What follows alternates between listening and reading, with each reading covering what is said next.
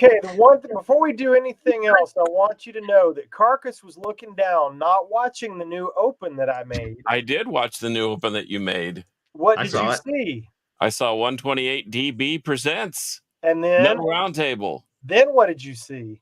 Oh, I saw my phone. I'm okay. sorry. Now we're gonna play it again because he wasn't paying No. attention. Yeah. All right, here we go. Oh my gosh, sorry.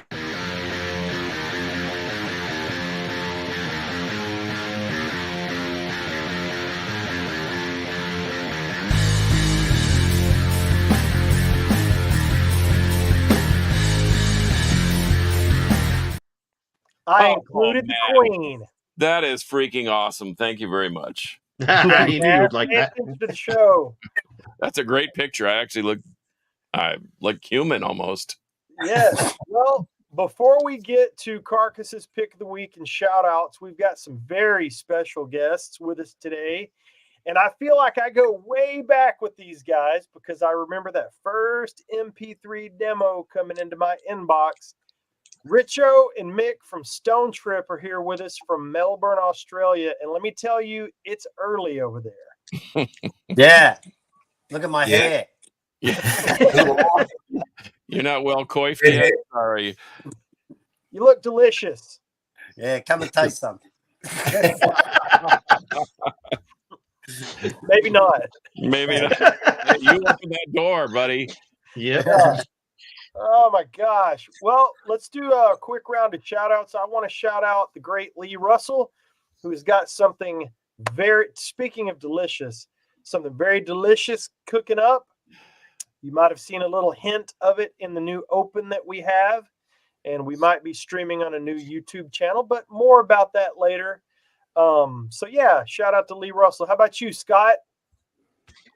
I want to show you my newest frame artwork that I just got. It's still in plastic, so excuse the plastic wrap. Whoa. Cool. That is really cool. It's an original hand-drawn picture of Alice Cooper done in pointillism by the artist Rudy Grunke. And yeah, it's the original one, not the print. So I was really stoked to get that. Wow. Oh, awesome. Nice. I never give my originals away, so that's cool. He didn't give it away. No, I paid for it, but I usually keep hold of those things. But you know, he does too. But when you need some money and you start selling things, so brother, don't you know it? Well, Carcass, what about you? And then tell us your pick of the week. Okay, I'll tell you what. I'm going to shout out. You know, did you know that Henry, our buddy from Born Late Records and the Freak, has a brother? I did. Okay, well, his brother is one bad motor scooter when it comes to auto body repair and paint. And so he is fixing the Blue Demon even as we speak. I had a little fender bender with a professional accident lady about 6 weeks ago, and this guy is taking care of me. So I'm going to shout out Raymond Vasquez of AJ's Auto Body in Grand Prairie and thank the Hammer for making sure that I made the phone call. Because this wouldn't have happened anywhere else, but the guy is really taking care of me. And he's a rock and roller, too, so gotta love that. So, pick of the week? Do it. Okay. Pick of the week. Well, for the boys down under, we started doing something where I do a pick of the week, but it was so hard to do just one that I do one for rock and roll and I do one for metal. So here's my rock pick of the week that I think every collector should have in their collection. First off, it's Grand Funk Railroad. We're an American band. And I don't know if you're familiar with this record and how it came about. It has a long history. It probably would be worth you doing a little investigating, but it involved Frank Zappa, Todd Rundgren, and a whole lot of benevolence. And normally, because Frank says, you boys need a gold record. And so this is what they put out. And even the vinyl was yellow, except they sold so many copies, they ran out of yellow vinyl. So I'm always on the hunt for these odd colored, odd shaped. They made black ones too, and then they wouldn't clean the press. They would just throw the black ink or the black vinyl on top of the gold vinyl, and sometimes they're splattered, sometimes they're root beer colored, sometimes they're speckled. Fun times. But I love Grand Funk Railroad. We're an American band. It's a well-crafted, hard rockin' record with some great songs on it. So I think every record collector, metalhead, rock and roller alike, needs that in their collection. Now, for the metalheads out there, I know there's a lot of talk about the Germans, but this thing by Exhumer, which is called Possessed by Fire, is one of my favorite. And I know that what are the big four German thrash bands? Destruction, Sodom, Creator, Tankard, maybe? Accuser. Okay, Accuser and Exhumer, they're probably like the next tier. They're probably like the Violence, Forbidden, Death Angel, whatever. But Exhumer Possessed by Fire is preeminent, and Exhumer is still going strong. I'm friends with Mem on the who's the lead singer. He's done some other projects called Sun Descends and some other, but he's back doing stuff with Exhumer. If you have a chance to see them immediately because they're freaking awesome if you're into thrash. And those are my picks of the week. All right. Well, Cool. I want to update a little bit. So for those of you just tuning in, or maybe you haven't seen the past episodes, we've got the badass singer and guitarist extraordinaire of Stone Trip with us. And the very, very, very quick story is, got an MP3 some years ago. For some reason, I kind of ignored it in my inbox. And I was going through a bunch of music for my radio show. And I came across this thing. I played it. Guy from Deep Dallas Radio sent it over to me. And I was like, holy shit, this is great. Started playing the demo immediately. Got to know these guys a little bit online. Next thing you know, there's a 7-inch record and a single. Next thing you know, there's an album. And here we are. So thank you so much, boys, for joining us. Take us through all things new with Stone Trip. Yeah, right. Thanks for having us again, boys. Always good to have a chat. Yeah, well, we've got some new exciting stuff coming out. We've got a new single comes out Friday, our time. So it's called Beautiful You.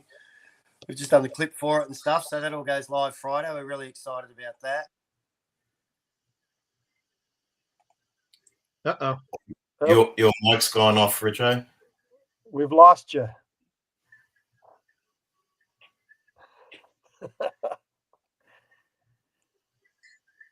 It's called Can you pick up production value. Yeah, it's production value. Yeah. Can you pick up where you left off, Mick? I wasn't listening to him. He was talking about the new single. Talking about the new single. Yeah, we've got a new single coming out this Friday, our time. As you said, it's called Beautiful You. So we'll just see how it goes. It's a good little track. It's a little bit different to what we've written in the past off the album. So there's it's still very riffy. So yeah, we'll just see how it goes, and the people that we have sent it to, for consideration to some degree, really dig it. The record company loves it.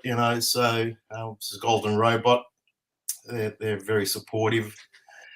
Yeah, so me and Richard have just been writing, and writing and recording. We've just come out of recording with the 2 tracks. One being Beautiful You and another song called The Fight. So yeah, we're just kind of, rolling with the punches, so to speak. And, Are you going to release both songs, A side, B side, or just the one? Well, just the one for now. Probably in about 6 weeks, we'll release the next track, and just kind of roll through with getting the material for a new album. So yeah, me and Rich are always writing. We've got about 7 or 8 songs at this stage, to consider putting on, and yeah, it's good. It's coming along. Sounds like you need another T-shirt design. Yeah, That's right. That's a fantastic I would be happy to do. Yeah. Oh my God, mate! I'd have you do it all. Yeah, and that T-shirt actually sells unbelievable. So we get we sell a fair bit of merch, and your design is definitely the best. Well, I appreciate that, and like I said, happy to do it again. Yeah, awesome. Well, let's chat. We'll chat. Let's do it. Yeah, for sure, buddy. Yeah, the single is really good, man. And so is Carcass's shirt design. I got the single a few days ago, and yeah, it's a little bit different flavor, but it is definitely very much Stone Trip. Is that some did you come up with the riff, or did he come up with the lyrics first, or how did it come about? Yeah, it's sort of got a kind of, method where, we just get together on a weekend, and I go there for a coffee, and he's got guitars lying around, so we pick up a guitar, and a riff comes out, and I end up staying there the whole day, and tracking the idea down. Yeah, it mostly happens like that when we just get together, and we just there's always Oh, guitars around and stuff. you're back. You You got me? Gotcha. Yeah, Yeah, there we go. Yeah. don't Yeah. touch any. I would say don't breathe either, but we got to do that. So yeah, Don't please. move. Yeah, did you hear that conversation, Richard? Yeah, While you yeah, were- Okay, Yeah. well, you can take it there. You're a better speaker than me. You reckon? No, yeah, it's good. It's all exciting. The new stuff's really good. We can't wait to get out. We're hanging out to play. We're organising some shows. We're sort of going to go interstate a little bit around Australia, sort of put on our big boy pants and take a bit of a chance on ourselves. We've got a good fan base now, so it's there's got to be a point where you've got to have a crack at it. So there's a lot of venues and stuff closing down around Melbourne, around Australia because of insurance premiums and costs are just absolutely ridiculous. So insurance companies are pretty much pricing everybody out of the market to sort of open a venue. So it's getting really, really hard. So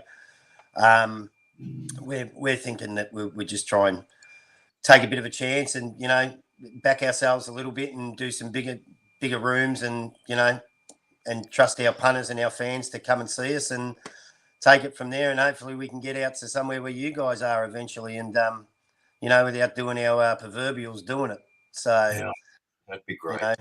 yeah, we're hanging out for it. But the new stuff's really good. I'm really excited about it. Mick and I just we're not taking a different direction with anything. I think we're just doing a lot more than what we want to do in terms of feels for songs, and melodies, and stuff like that. So we're not backing away from our inner musician, if that makes any sense to you. We're not sort of trying to make Stone Trip any particular stamp on it's that genre. It's that's what it is. We're open to sort of changing it up, and I think we've realised in the last sort of 18 months that no matter what we do, it's our sound. So it's if I'm singing on it and Mick's playing on it, it's always going to be Stone Trip. So we're just not scared to go outside of the box a little bit with what we write.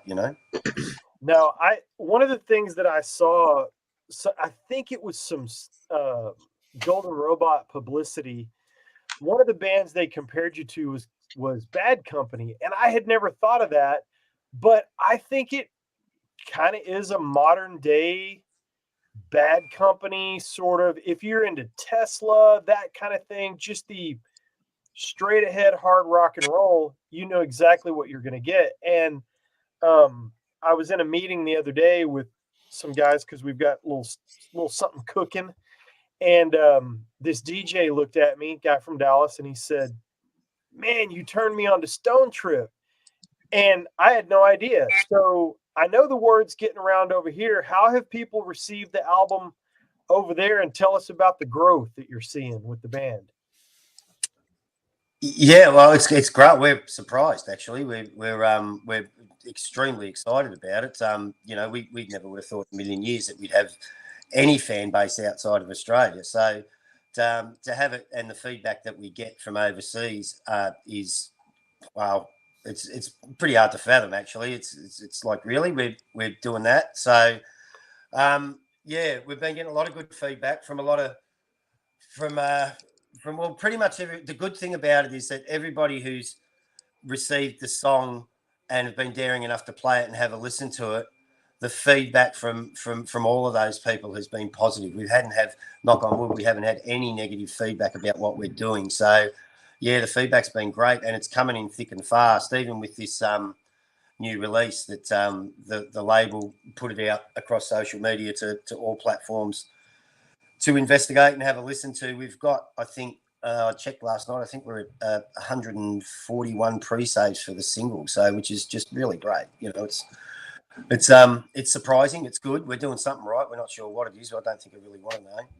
But, you know, yeah, it's been good. The feedback's great. So we'll keep doing what we do, and even if we got shit feedback, I don't think it'd stop us because we just love what we do. You know.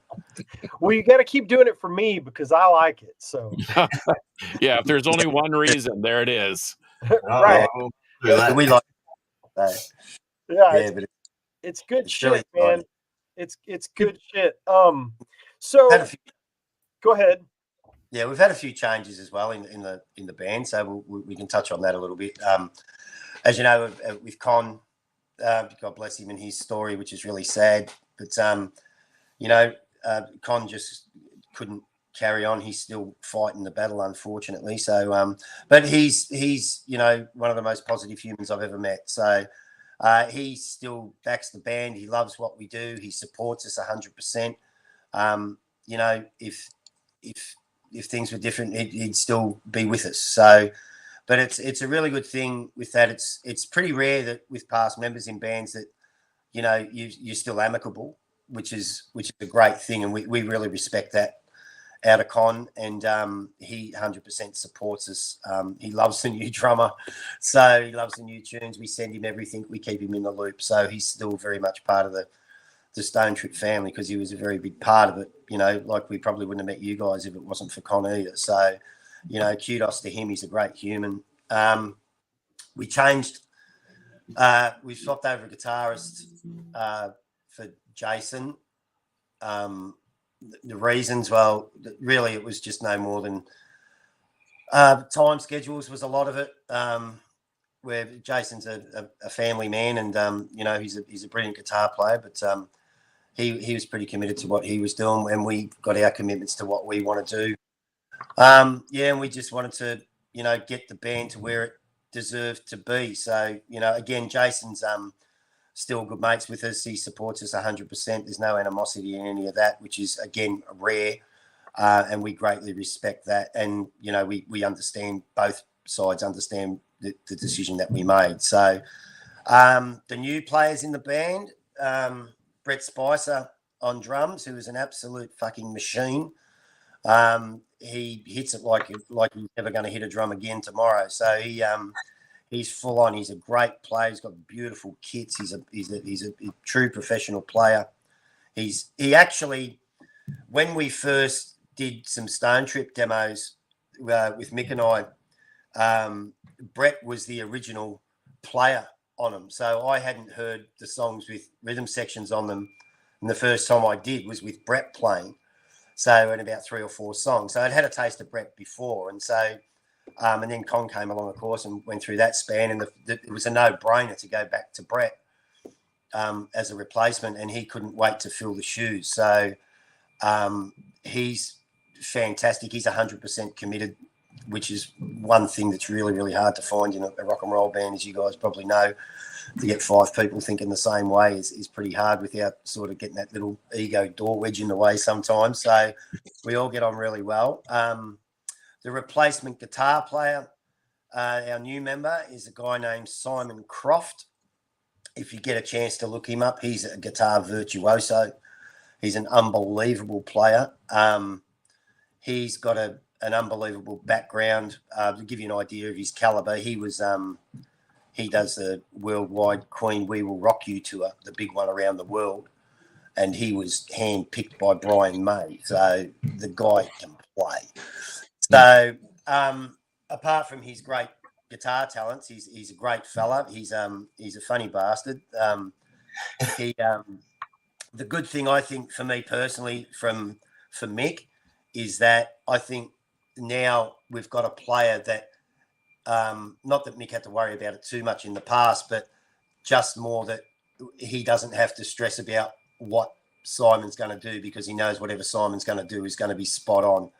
Simon's one of those players that, you know, when you look at a guitarist and he doesn't look at the board and he never misses a note, you know what I mean? He's just that well practiced and that well rehearsed and that committed to his instrument, which is great for Mick. We had our first rehearsal a couple of weeks ago with Simon, and the smile on Mick's face was unbelievable because he just met. It's like he met the guy of equal sort of caliber to him, and it's been great. So we're really, really excited. And Simon's about all the time. He's in constant contact. He wants to know everything. He wants to learn everything, every intricate little part.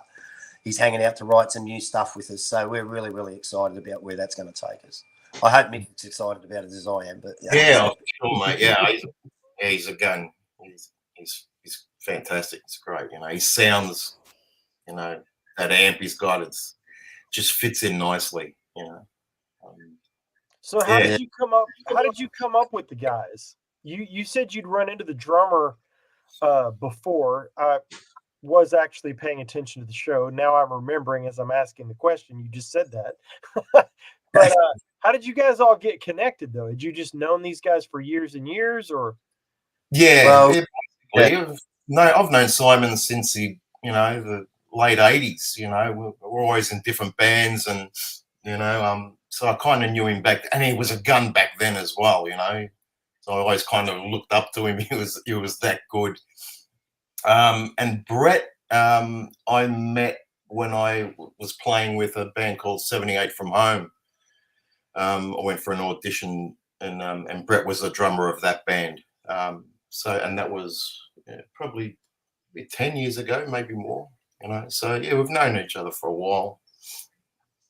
Oh, that's good. It sounds like it's coming together. So obviously you've got the new single, and in a few weeks you're probably going to put out The Fight. Is that right?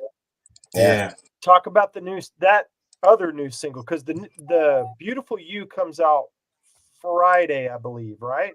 Friday, yeah. Okay. Yeah. Well, The Fight. I'll quote the opening lyric to you, and it's she shies up against the ropes, nothing to say, she barely copes. She's going to do something soon. She knows it won't be tonight. She wants to live her dreams, her hopes. She wants to fly more than most. She's going to do something soon.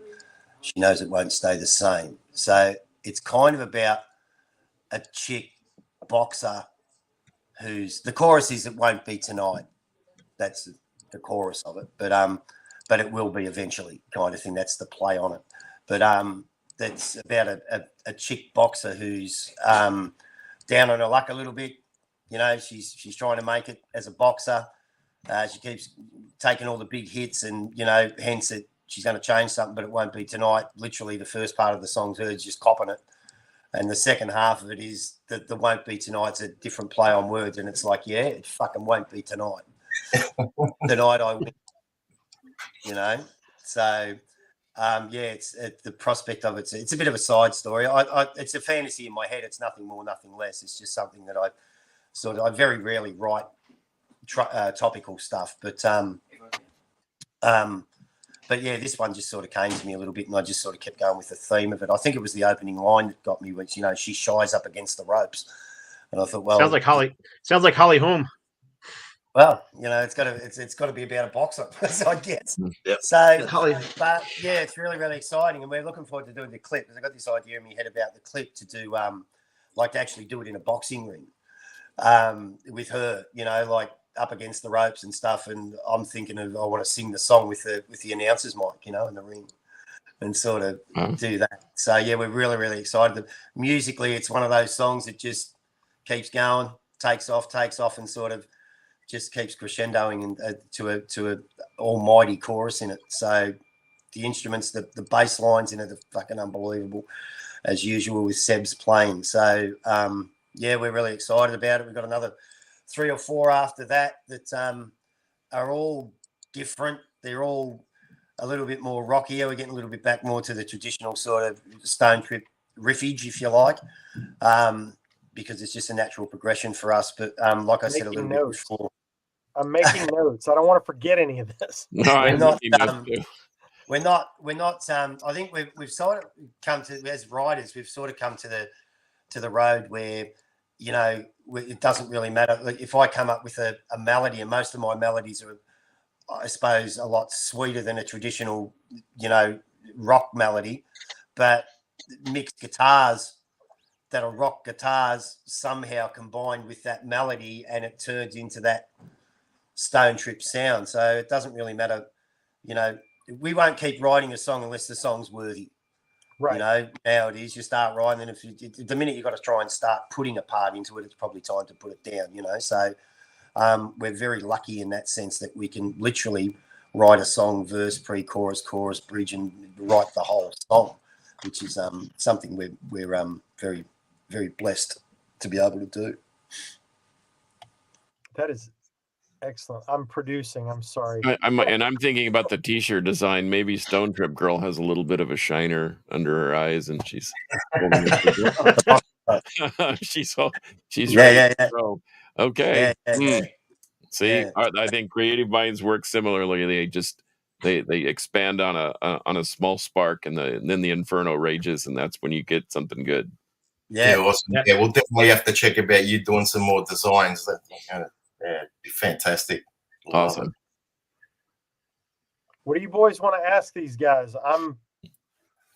Well, I was thinking about this the other day, and you mentioned something that we've seen here in our own local area where lots of venues are closing down, and there are the ones that have the power to stay open, however that is, have become a tighter community, and it's almost like they're standing strong against the man, so to speak. But some of my friends from down in that area, some of in the heavier music, they would travel up into Indonesia and Thailand and Vietnam. And is there a market for Stone Trip to travel up there? I mean, they were talking about playing matinee shows and an evening show and staying in a 4-star hotel, and these were like death metal bands. And I just thought, wow, that's I know that those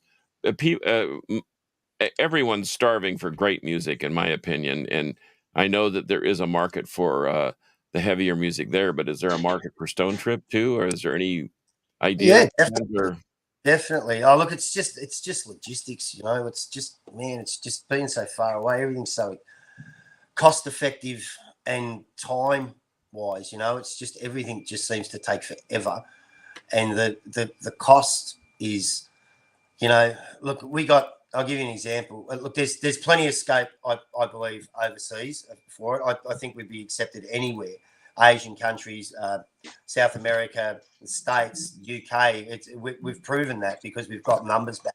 You know, so it's a matter of us sort of getting there. But it's just really, really, really hard to get there, to get the funds to get over there and do it. Like we had we had an offer to do Pole Rock, which is a Polish festival. Apparently, it's like the second biggest festival in the world, you know. And we're like, oh, yeah, they invited us over. And we went, yeah. And we said, well, what's the deal? And they said, well, you've got to come over and audition to see if you get the gig.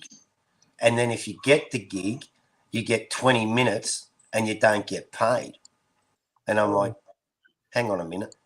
You want me to take 5 people to Poland, pay for all that, take a chance on getting on a crappy 20-minute stage at 2 o'clock in the afternoon or something? For what? So that's all good as a base, I guess. But then you've got to start thinking, all right, to make it viable, we're probably going to have to do 5 or 6 shows around those areas. And all that, to put all that together, costs a lot of money to do as well. And, you know, so it's just really, really hard to organise the logistics. You know, like if 50 grand fell out of the sky tomorrow, we'd get on a plane and go, no problem, you know. But it's just hard to get the finances to do it. You know, we'd love to do it. Well, let me know when that 50 grand falls out of the sky, because I've never seen that happen. Not in my lifetime anyway. Yeah. So that's what that is. So, you know, it's a never-ending slug, but, you know, we're not going to stop writing. We're not going to stop doing it. We're never going to give up on it, you know, until we can't do it anymore, you know. So, but as long as, for us, look, really, we're just happy writing tunes, and I suppose the people who get to hear the music and enjoy the music is the gift for us. You know, the feedback is priceless. It's for us, it's not all about money and, you know, fame and fortune. It's about just being able to do what you love and, you know, being, I suppose, financial enough to keep doing it. you know. Mhm. So Yeah. Which is not as easy as people would think it is. no, Man, it's not. it's a slog. It's hard. It's hard to keep Yeah, that together. But if that 50 grand does fall out of the sky, um, Rich, let me know, because I've got a slot open on the 31st of August right here in Dallas Fort Worth. We could put you to work, and I'd give you an hour, and I would probably pay you too. So you Well, don't have to audition. You've already done that. I'm happy just to come there for the barbecue, buddy. Well, there will be a truck outside this event. It's going to be a grandiose deal, and it would be great to have you there. But we'll keep waiting, and I've got a spot in the living room still, so that's sweet. we're ready to go, man. Awesome. Carcass is getting married. Oh, Oh, no. wow. Oh no. And Congratulations. it's in a great place, and it's acoustically sound, and they've got a huge stage there, and so yeah, 31st of August. Come Wow, on down. Down. Man Come on down. down. Man down. Find that 50K, man. Let's go. Let's do this. Boy, that would be something, because well, she just asked me to do a mixtape to play in the background, and I thought, we know lots of bands, but I don't know. It would just be better if it was, we get to see these local guys, and no offense to them, we get to see them all the time. In fact, her brother's in a pretty notable band. We've had them on a couple of times, and they're recording with a couple of the greats in the recording industry, and Kerry Crafton and Sterling Winfield. And but anyway, we get to hear them all the time. It would be great to hear something almost more emotionally meaningful because of the trek and the battle to get here. So, but that's all pie in the sky, and I get it. And I will include a Stone Trip track on my my background music. I'll write your wedding song for you. Let's go, man. Let's do it. He already has a wedding song, "Love Me Like a Reptile" by Motorhead. That'll do. She actually does. So wow, that's pretty cool. Yeah, I didn't think of that, Scott. I'll make sure I include that. That was the song I wanted for my wedding, and my wife said, "No." No. Just excuse me 1 minute, boys. I'll be back in 1 sec. Okay. Just give me a minute. No worries. That I need you to get "Love Me Like a Reptile" played at your wedding. Okay. Well, you know what? I just made a note, and she has given me complete autonomy. And as the evening progresses, it's going to be from like 5 o'clock to 9. So 5 to 6, obviously, is the ceremony and the meet and greet. And then I warned my parents, or I asked my parents, that it's not entirely necessary that you hang around for the rest of the 3 hours. So, because it's going to probably get wild. Yeah, it'll get more fun. That's what you mean. It'll get less reverent and more raucous. How about that? Yes.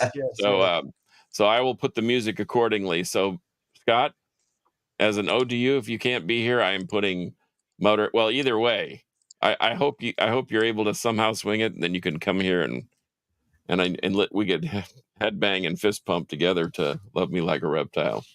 Right on. But I am going to include a Stone Trip song, because I have a couple in mind, and I haven't heard the new one yet. So, I'll send it over. Okay. Yeah, we haven't heard it yet. So I'll forward it to you boys. So somebody was hogging it all to himself.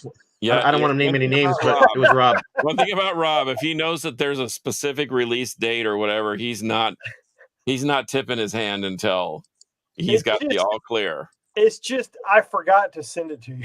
Oh, okay. Oh, so there is no loyalty here. It's just that you forgot. I just forgot. So Mick, you were talking before we came on the show about your guitar collection. Any recent acquisitions that you want to brag about? Well, the last guitar I bought, let me think. It was that green flame top PRS, which is a great guitar. I'm not too big on the color, but it's such a good guitar to play. The record's great. It sounds great live. I've just got so many. I've got a kind of, it's good, because you've got different guitars of different flavors. They sound different. So from acoustics to Les Pauls to I've got about 4 Fender Strats. The PRS. pedals galore and amps galore. Like this is So my what makes a guitar? and it's just What makes a guitar comfortable to play? I mean, I'm a drummer, so I'm used to smashing things with big pieces of wood, but what makes a guitar feel comfortable in your hands? Well, I mean, we know some good guitarists here locally, and we've all traveled. But what makes a guitar more exciting to play than others? Well, as soon as you pick a guitar up, regardless of its quality or whatever, it has to, you feel it. It's something you feel, that it's the shape of the neck, or it's just it's kind of weird because some real expensive guitars you pick them up and they you just don't have that feel. It feels funny, So it's weird. It's weird. So I've got to stop picking up guitars because whenever they feel good, it's like, I'm $2,000 in the, Yeah. grand. So I've got to stop it. So But you had the other things that go with it, I have about 4 amps, that are all different, and it's all pedals, with different flavors and colors, and you try it and you use it for 2 weeks and then you don't, so it's just a matter of getting inspired if it's a pedal or a guitar to write material.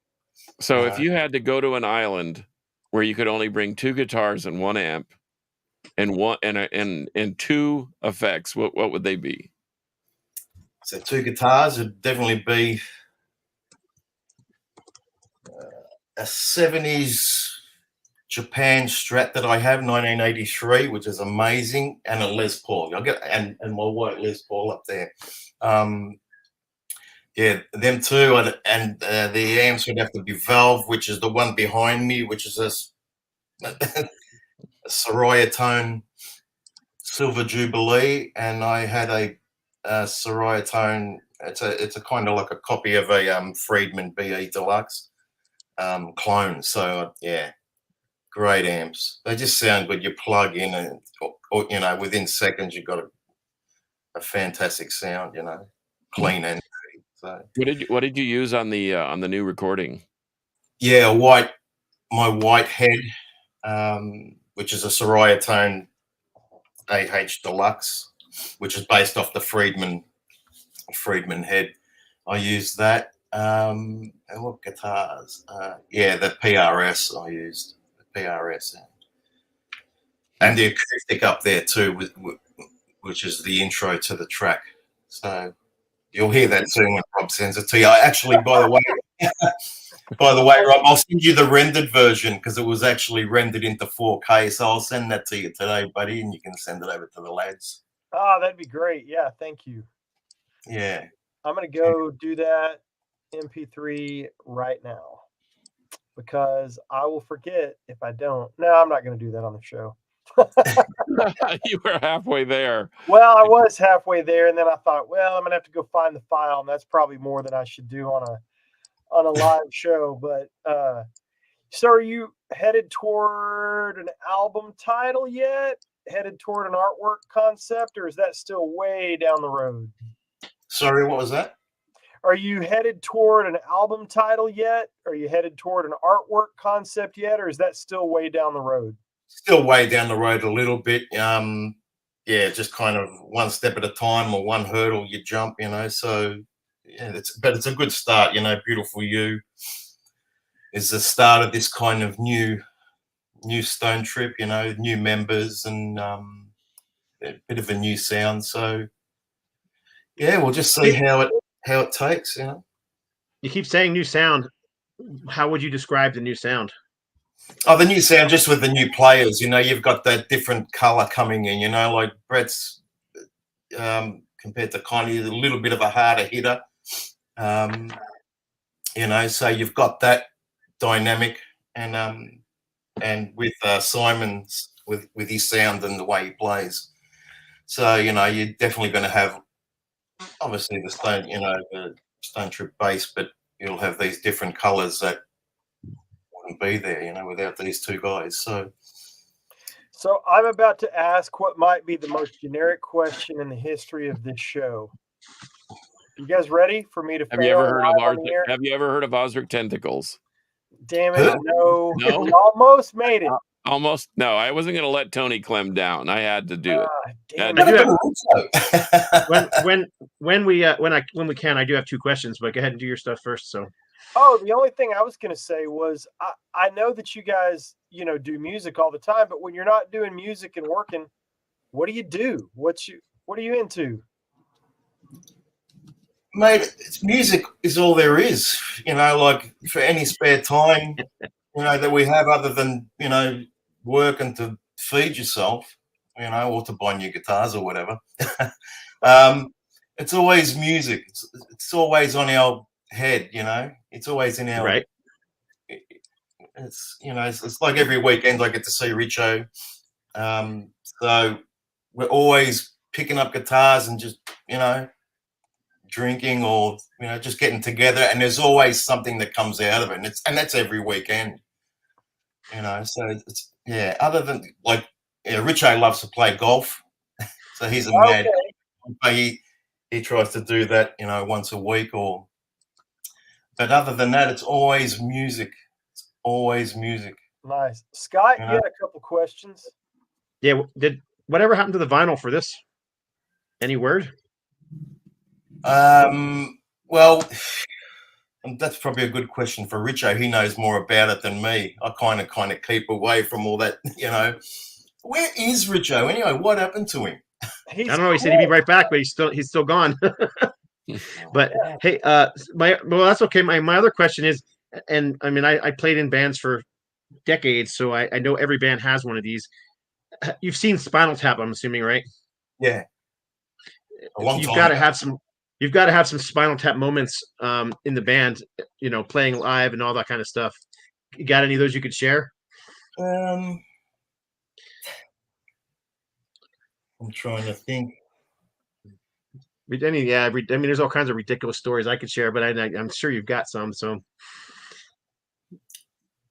I actually don't, mate. I am stuck. I'm trying to think of something that's happened that was weird or funny, but I'll share a quick one that maybe it'll kick you off. But one time we were hired to play at an Indian reservation, and we drive out to the middle of nowhere and just driving, like, where the heck is this place? We finally find it, and there's this dilapidated old church that nobody was in. It was not usable for anything. In front of it was parked two big trailers, flatbed trailers, and they're like, that's the stage. And we're like, all right, right on. And there was supposed to be bands playing all day, and we were one of the last bands to play in the evening. So we're like, there's going to be lighting, right? Because it's going to be dark soon. They're like, oh yeah, don't worry about it. The lights are coming. Bands playing, no lighting. And then we're getting closer to our time. We're like, where's the lights at? Don't you worry. As soon as you guys go on, we'll have lighting. I was like, all right. So last band goes on, and then it's our turn to go on. And the place is packed and there's Native Americans everywhere. Wow. Watching us play, and we're like, where's the lights? So we're setting up our equipment. It's dark out, and we're like, where's the lights? They're coming. All of a sudden we look down the road, and there's all these pickup trucks coming, and the pickup trucks literally surround the stage, turn their headlights on. There's your lights. That's it was like, so I immediately looked over to my guitar player, and I'm like, I thought we told him it was supposed to be Ultimatum, then Puppet Show, not Puppet Show, then Ultimatum. Funny, man. I don't have anything like that. I wish I did. I wish I could tell you a mad story that would make you laugh, but not off the top of my head. I can't think of anything that's gone wrong or funny or weird, or it's always just to the show. It's set up, we're on, and we just do what we do. Yeah, that's what we always did too. But no one even trips on a lead, so I wish I had something exciting to tell you, but let's rewind it. Not that I can remember, Let's rewind it all the way back to young Mick. What got you rolling with music? What made you catch the bug? It was a very early age. My parents got divorced. I was very young. I was probably about 4 years old, so I kind of went to live with my grandparents, and my two uncles were in bands at the time. You know, they were in their 20s, their late 20s, and I think one of them is he used to take me to band practice, and that was it. You know, at the age of 5 or whatever it was, 6 or whatever, you know, I just seen these guys playing in a garage, and it sounded amazing. And I just thought, oh, this is, you know, kind of shocked you being a kid, you know, with that sound. So I think it, you know, it's from an early age, and then just, you know, didn't really pick up a guitar at an early age or anything like that. It was always through high school. So once I started in high school, you know, I just kind of picked up a guitar and just, you know, just like everybody else, strum around until something sounds good, and I just didn't stop. I just didn't stop. So, and the music that was around even back then, you know, from like high school, you know, all the you know, Van Halen and Deep Purple and Black Sabbath and, you know, Manowar. You know, it just that's the album. I just spun this one right before the show, so it's sitting right here. Yeah, so you know, you just kind of grow up. I loved all that heavy stuff, you know. Ozzy with Randy Rhoads. I was a big Randy Rhoads fan. You know, Gary Moore, Thin Lizzy. Of course, awesome. all them cats. You know, we just used to blare it in our cars. You know. Do you guys just don't you ever play any cover songs? Stone Trip, no. Yeah, because I mean, I was in one particular band for 20 years, and we were all originals too. But we were playing a lot of clubs, and not everybody at the clubs knew our music, so we started throwing 1 or 2 cover songs just to pull those people in. You know, Yeah. I was just curious if you what would you do? But we did Wrathchild, because that was an easy one. Everybody knows Wrathchild and Iron Maiden, so that was a fun one to do. Yeah, Richo, every now and then he says, "Oh, we should do this as a cover," and you know, it's like a song back in the '60s or the '70s or something. And it's like, oh yeah, you know, to Stone Trip this up a little bit, it'd be kind of cool. But yeah, maybe down in the future we'll see. Here's a story. I've just recently got into Rush. I was never a Rush fan. I just never could get it. Like, I could respect the guys. You know, when you listen to the parts, and you know, it's like, oh wow, this and that. But it was about 6 months ago. I had to listen to an album like from start to finish, and I thought, fuck, this is so cool. So I've got the kind of Rush bug at the moment, and Richard gave me a whole box set of, you know, there's about 5 or 6 albums in there. So I've been listening to that lately, and I think, oh, this is fantastic. But I never ever got into them earlier. I don't know what it was. If it was Geddy Lee's voice, I just didn't kind of, you know, like to hear or whatever. But I kind of love it now. So I'm really happy about that. And Richo's going, "Now, gotcha," you know. That he was. Yeah. So, any album in particular that really strikes you as from the Rush catalog? Well, I've been listening. It was 2021 or 2112. 2112. That's it. Sorry. Yeah, that's I've just been crashing that in the car, you know. And then, you know, I'll listen to that for a month, you know, just absorb it, and then, you know, do another album for another month, and you know. There's a lot to take in on 2112. It's a concept record, at least on the side one, I guess. Is that possible, to have one song that's a concept song and then the rest of the album is kind of not leftovers, but just songs unrelated? But yeah, I saw Rush for the first time on the All the World's a Stage tour with Max Webster and Angel. Wow, that was the basically the package. And I just that's a hell of a lineup, man. Yeah, I just remember being just completely in awe that, you know, I had the gatefold of the live album with all those pictures of Rush, and I was standing there looking, and I told my friend, I don't know if I have a secondhand buzz or not, but it looks like the album, except everything's moving. And the music was so perfect. I couldn't believe they were pulling this stuff off live. Wow. And so, yeah, I remember early on the voice seemed a little bothersome, but man, the playing was just so incredible.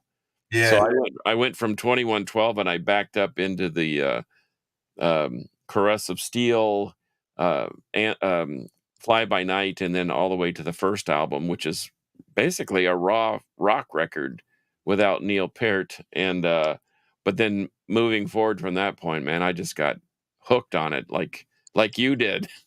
Yeah. Mine was just earlier on than yours, but what a phenomenal band. Oh, awesome. And I've been looking at a lot of stuff on YouTube, you know, their live performances.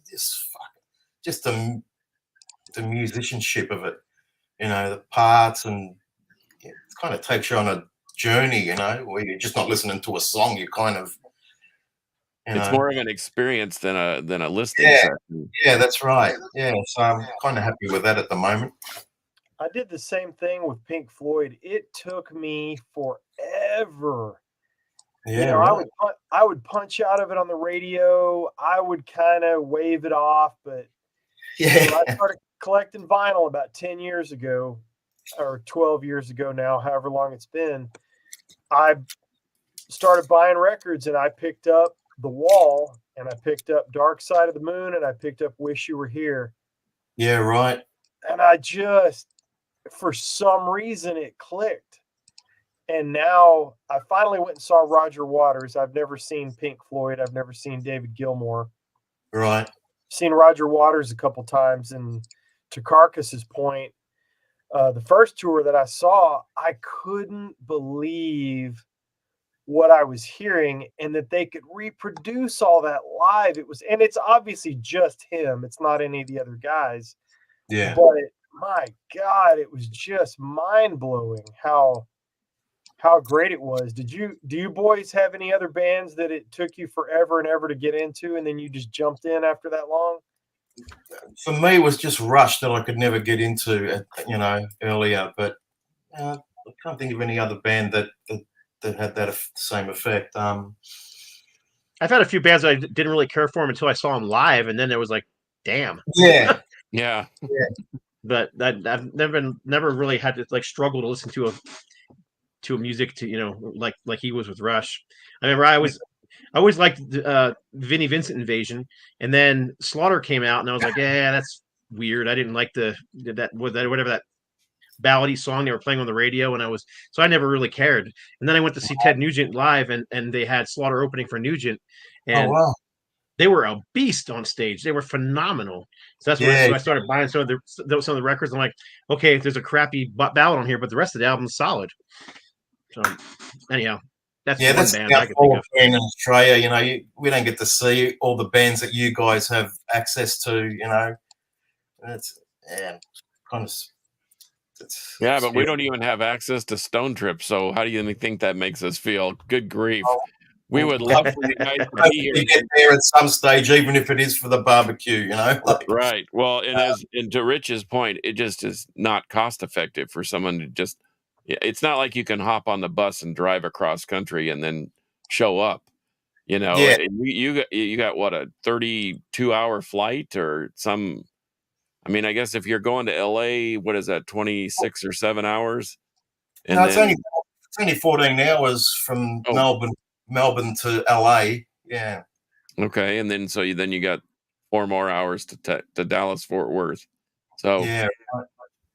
So that's doable. Come on, get on the train. Let's come on over. Let's eavesdrop on Rich for a minute. Let's see what's going on with Rich here. Yeah. What's happening here? Let's put him front and center. I still need to check out that sighting. He's just black now. Big bag of nothing. Big bag of nothing. That's too bad. I really wanted to check out that sighting again, or that wall treatment. That was cool. Do you want me to see if I can give him a quick call, see what's going on? Yeah, see what he's doing. Boy, this is real production value. Production value. I love it. So to recap for everybody, Stone Trip has a brand new single coming out on Friday on Spotify and anywhere that you stream music. It's called Beautiful You. I've had it for a few days. I did not share it with the other guys on the show because I'm kind of a dick. I didn't actually, I just forgot to do it, but it's great. If you love Stone Trip, you're going to love the new single. I stand by it wholeheartedly. The guys are on Golden Robot Records. If you have not heard of the band, think Bad Company, Tesla, that kind of thing. Just straight Okay. ahead, traditional hard rock, and that's what you get.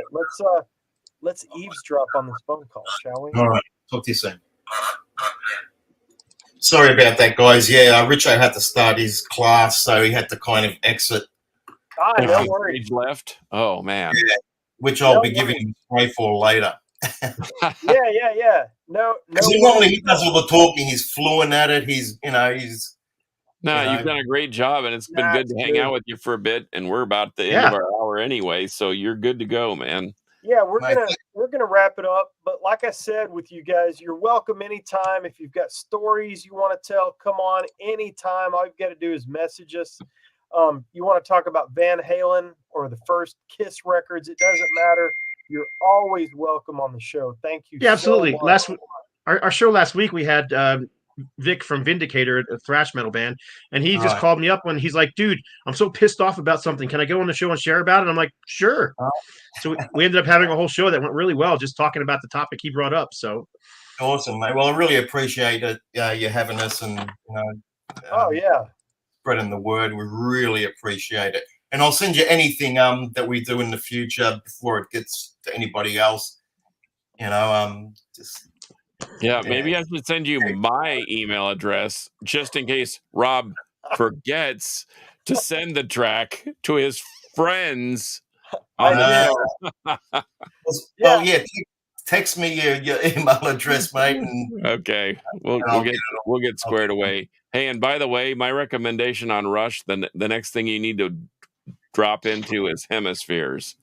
Try that one on for size. Okay. That it's one going is beat. up today. I don't think you can go wrong with any of the '70s up into the early '80s stuff. No, they're Yeah. pretty solid, but I love Hemispheres. I love Fly By Night, and I just love Rush basically. But A Farewell to Kings. I Yeah. love Stone Trip too. And man, I can't wait to start sketching up on a shirt design. I'm already got it in my head. I can already see it in my head. So Awesome, man. Yeah, let's chat about it. It'd be so cool, mate. right on. It'd be great. It'd be fantastic. Awesome. Well, thank you so kindly for being on the show. We do love the band. We're not just paying you lip service. We are behind you 100%, and we appreciate your time very much. So, you know how we do it. On behalf of the boys on the show, thank you for Mick and Rich from Stone Trip coming on today. You can follow me on Instagram at Metal Robs Records. You can follow Scott by simply searching Scott Waters on YouTube or No Life Till Metal. You can follow The Carcass on Instagram at Carcass John Art. And Stone Trip, just Google it. You'll find all kinds of good stuff. They're on Golden Robot Records. Got a full-length album out called Run Free that is exceptional, and a new single, Beautiful You, coming out on Friday everywhere. I just remember what I was going to tell you. Do it. Mick, so this album made my top 20 for, was it last year? This came out? Oh, And cool. when I did my top 20 video on my website, that video got close to 40,000 views. Wow, man. So anyhow, Wow, I just thought that was cool. Yeah. Yeah, if you put it on my website, I get about 14 views. But Scott is like Same. he's international, man. He's got people everywhere.